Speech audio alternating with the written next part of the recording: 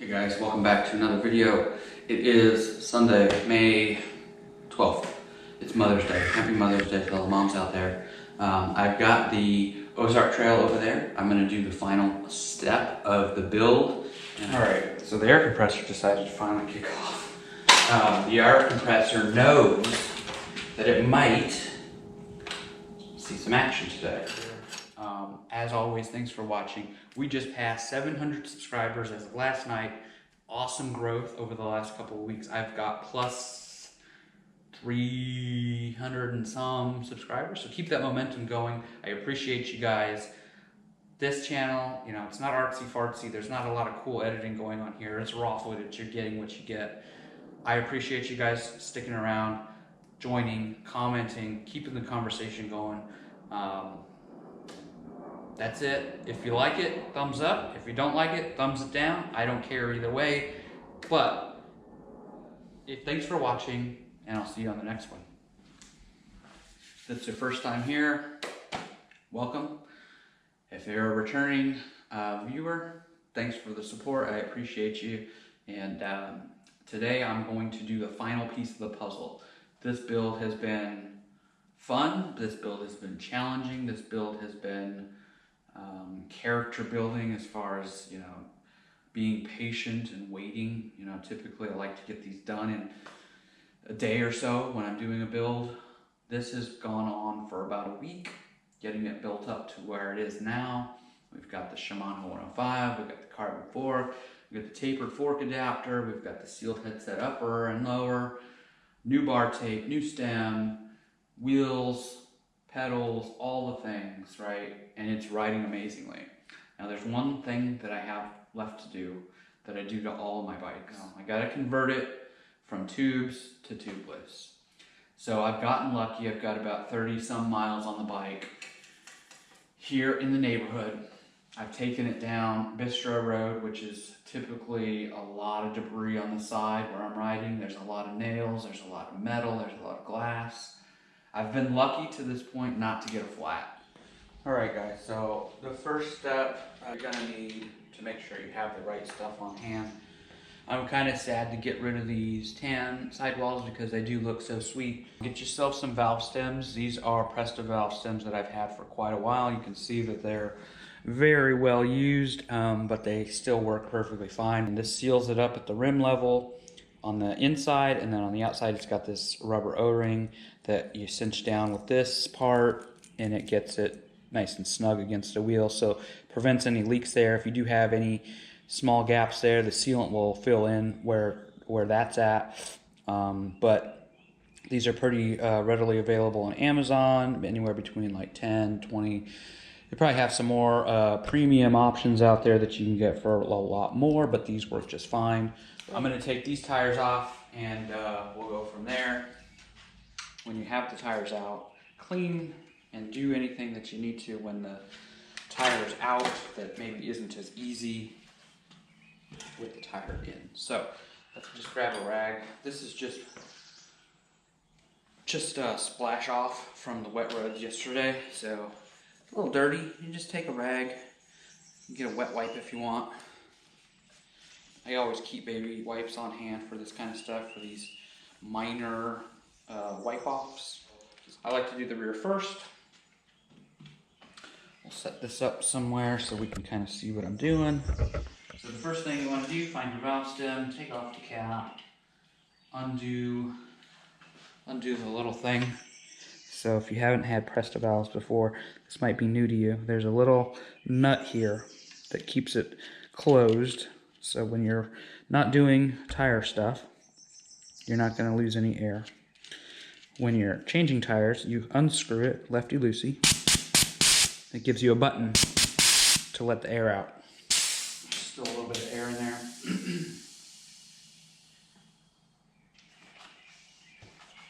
Just kind of work the bead off.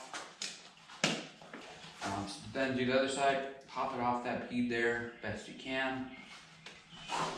And go with it and see what happens. So basically taking these plastic tire levers, you can get these online. Typically these will come with your inner tubes. You usually get a 2-pack with an inner tube of these levers. and you just feed it under, and you want to use the plastic ones to kind of keep your rim from taking on damage. The plastic ones work just fine. And that's it. So from here, should be able to peel off the tire, just like so. So what we're going to be installing today is these Maxxis Rambler 700 by 40. These are tubeless ready.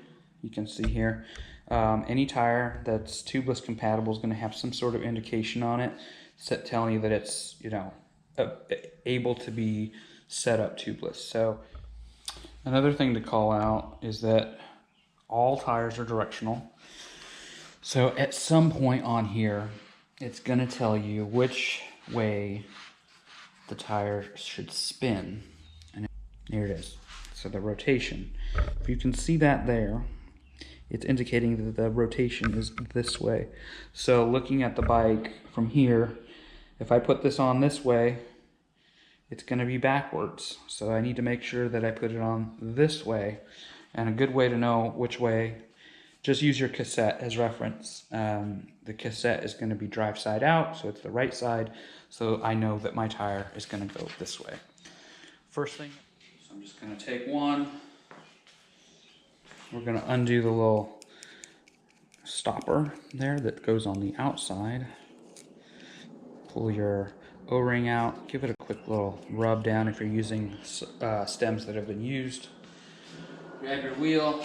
Try to keep the orientation in the way that you set down the tire over there. That way you don't put it on backwards. Even feed your valve through the hole. So then you put on your O-ring. You just feed it down. And you take your cap or your ring and you just thread that on all the way down. Pro tip, you only really need to do this finger tight. You only want it to be snug enough to where it's compressing this top part and that O-ring underneath and creating a seal. If you go and wrench on this or put a pair of pliers on this, you over tighten it and you find yourself out in the middle of nowhere or miles away from wherever you need to be, and you get a puncture that won't seal with the fluid, you're going to want to use your inner tube. But if this is super Hulk tightened on there, you're not going to be able to change to an inner tube because you can't get this off. Unless you're carrying tools with you, which I don't. So now I have my tire, or my rim, ready to take the tire. I'm going to put it on. This is the drive side out, so this is the rotation. My tire is sitting over there with this same direction. I'm going to do it this way. I'm going to walk it over, and I'm not going to forget. Same orientation. So from here, it's best practice, or an unspoken rule, that you line up your branding with the valve stem. You can do whatever you want. It doesn't matter. It doesn't make a difference. It's just for, you know, aesthetic reasons. It looks cool. You have the valve stem right in line with the markings there on the tire. For this particular tire, those are the only markings on this side. Sometimes you get a top and a bottom logos, and it's the same thing on the other side. So no matter which way you're looking at it, you're going to see those logos lining up with that stem. You want to kind of seat one side of the bead first. And again, I'm going to try to line up the graphics with the stem. I'm going to feed the back part, so the part closest to me, onto the wheel. That's the easy part. Getting one half of the tire on is easy. Should just kind of slide over with no issues. So from here, I like to start at the valve stem. You basically just lift that over by pinching the tire and going around. Flip it over. You're doing the same thing on this side. And your tires and rim combinations will vary on the difficulty. Once you get to this stage where you've got 80% of the tire over the lip of the rim, it starts to get a little bit more difficult. You'll get the urge to grab your tire lever to help you get that last bit over. You can do that. Use a plastic lever. Don't use a metal lever because you're going to scuff up your wheel. That's an option. You can use the tire levers, but be warned that these are disposable and they are very easy to break. So putting a lot of force on it, sometimes these will snap on you. Best idea or best tip that I've ever seen is to just kind of massage the tire around. Try to get as much of the rubber material as you can within the center of the rim channel. As you do that, and you work your way around, eventually you'll get enough slack to where you can just easily flip it over. So it's getting pretty difficult here. I do know that these tires have gone onto these wheels before, and I know that they fit. At some point you're like, golly, these aren't in a fit, and you might give up or think that maybe you got the wrong tires or whatever. Trust me, they will go on. You just have to have a little bit of patience and a little bit of strength to kind of roll it over the lip. It's also good to kind of make sure that as you're feeding one side like this, like I am, I'm feeding this side, that this side doesn't start peeling back, because that'll happen too. You'll think, okay, I'm almost there, but then you look down here, suddenly this part has moved down here, so you haven't really made any progress. So keep an eye on this side. Sometimes it's good to hold here while you're doing the turn, and eventually, with enough massaging, you'll get it, okay? So once you've got it on there, just kind of go around it again, make sure it's kind of sitting evenly in the middle of that channel. From here, you can try to dry fit this without putting the sealant in first. That's my recommendation. Sometimes you'll see suggestions on filling up the sealant by leaving some of that tire open and then just pouring it in. That can be messy, especially if you're struggling with the tire, trying to get it on. You're trying to avoid spilling your sealant. You're cranking on it. Eventually, the sealant's splashing around, it's getting all over the place. The best way to do it, in my opinion, dry fit it on, get it on there. Try to pump it up by hand. Sometimes you can get lucky and this will go first try by hand. If that fails, air compressor is always a good option because it's a lot of pressure really quickly, and sometimes you need that. So I'm going to try it first with the hand pump, and put this on here nicely, flip the little thing down, and pray. So at this point, what you're trying to do is pumping fast enough to where you're getting enough air in there to where it expands the rubber and seats it onto the bead, or the bead seats onto the rim. So we're going to try it with this first and see how it goes. I don't have high hopes because I've only gotten like a couple of tires to actually seat this way, but we'll see.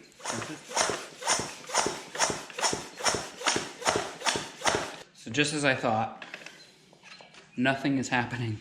The tire's not even moving. So there's a lot of gaps here around the end or the bead. So if that fails, you're gonna wanna try your trusty air compressor. Another tool that's handy to get if you're gonna do tubeless stuff is one of these valve core removers. So basically what this does, on inner tubes and tubeless valves, the valve core is removable. It's just a threaded piece, and this is what it looks like. So I grab it, line it up, and you can kind of tell that the tire is gonna take the air by the way it feels when you do those initial blasts. Sometimes you don't feel any sort of increase in pressure on the rubber. So going around the wheel, making sure it's kind of all lined up, you can get a better chance of getting that to kind of start taking air. So I did that first side, and I did it all around like the area of the valve, so within this quarter area of the rim. So now we're gonna try that on the other side. Just kind of get your tire lever up in there, get it close to that rim edge. Let me see if I'm in frame. I am. And then you just kind of try to guide it close into that channel along this area. And what we're doing is we're essentially creating a better seal at this portion, so that way the air is going up and it's going out and distributing through the wheel or through the tire, creating a better initial seal for the first bursts of air. So let's see if that helped, doing it on the other side as well. Don't have high hopes, but we'll see. Again, nothing, so I'll do a little bit more. Try to get it. You can see it's a little bit difficult because you're kind of stretching the rubber a little bit more.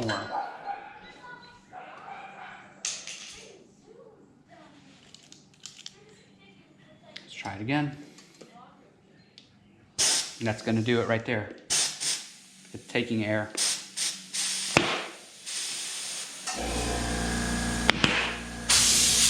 So you'll hear a couple of pops.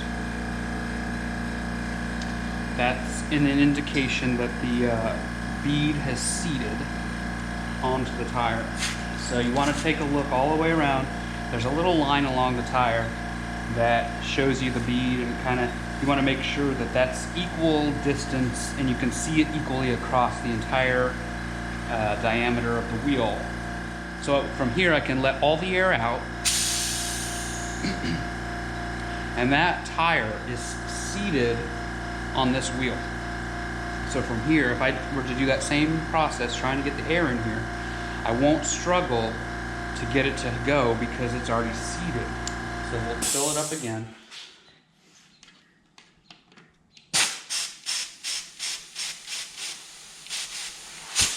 So as you can see, we were able to take the air that time. Now from here, the next step is to put your sealant in there, and we're going to do that through the valve port, and we're going to use a straw and a bottle, and we're just going to squeeze it in there. There's recommendations on the amounts. So I've been using this muck off, no puncture tubeless sealant. This is 1 liter or 33/8 ounces. Has a little window on the side that shows you how much you're adding. You can do this with a syringe if you want to be more precise. I typically just like to squeeze and go. I don't know how much I have left. I guess this is probably I probably have 300 milliliters left. So I'll probably end up somewhere around here at the end, front and rear. So I'll have 100 mils left, and I'll have to order some more of this. So it comes with this handy straw, and it's super flexible and easy enough. You just slip that over the top,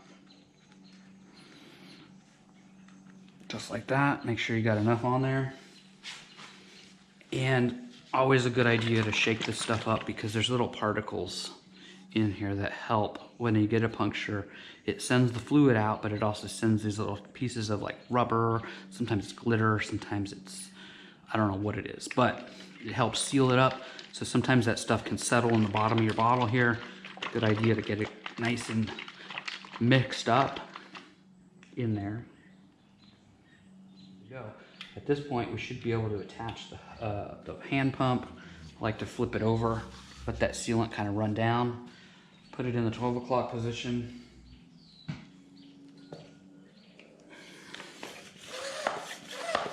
So you can see it is taking the air.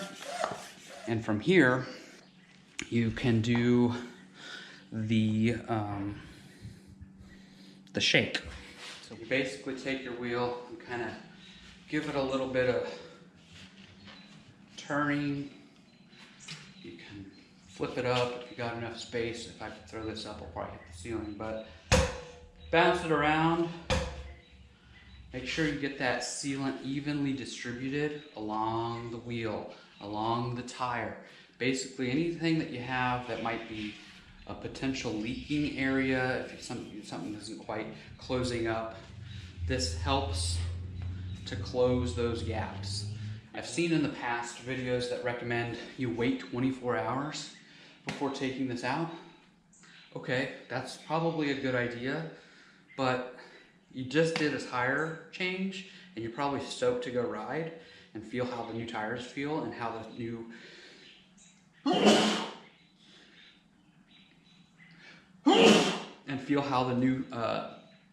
lighter wheels feel with the removal of the tubes. You don't have to wait any amount of time. You can throw these on the bike. As soon as you're done, you can go ride this, because that's just gonna help evenly distribute that sealant even more. The overnight waiting thing, I think, is more for those that are doing the ghetto tubeless, where you're not using a tubeless ready rim and tire combination. Maybe you're using a non-tubeless tire with a tubeless rim, or maybe you just have nothing tubeless compliant. You're using a non-tubeless tire, non-tubeless wheel, you're using the Gorilla Tape method. In that case, maybe use a little bit more caution before you go take it out, because those are going to be your higher risk for failures. A tubeless setup that's proper with a tubeless tire and a tubeless rim, a nice tape job, and a good valve stem, you're going to be good to take this out riding right now. So I'm going to put a valve cap back on.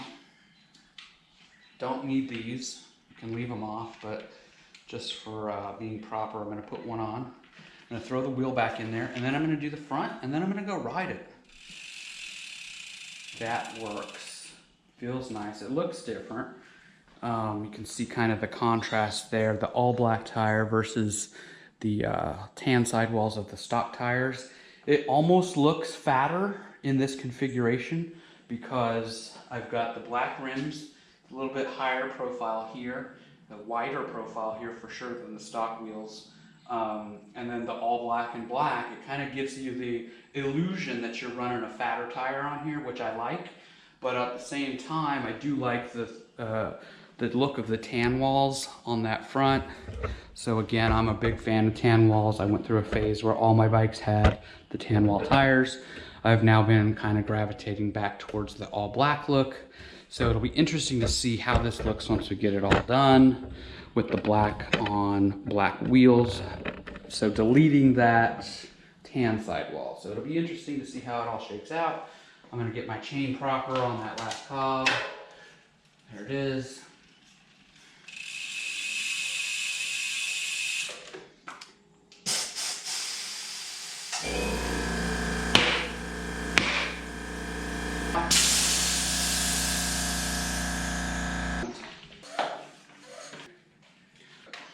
So there's a quick peek at her. Like I said, it looks a little thicker now, like thicker than a Snicker on those tires. Looks nice, looks aggressive, looks beefy. I like that thick tire look on my bikes versus the thin, skinny tires that you typically see on these style bikes. So looks good, looks legit. I think that the next thing we got to do is just go give it a test ride.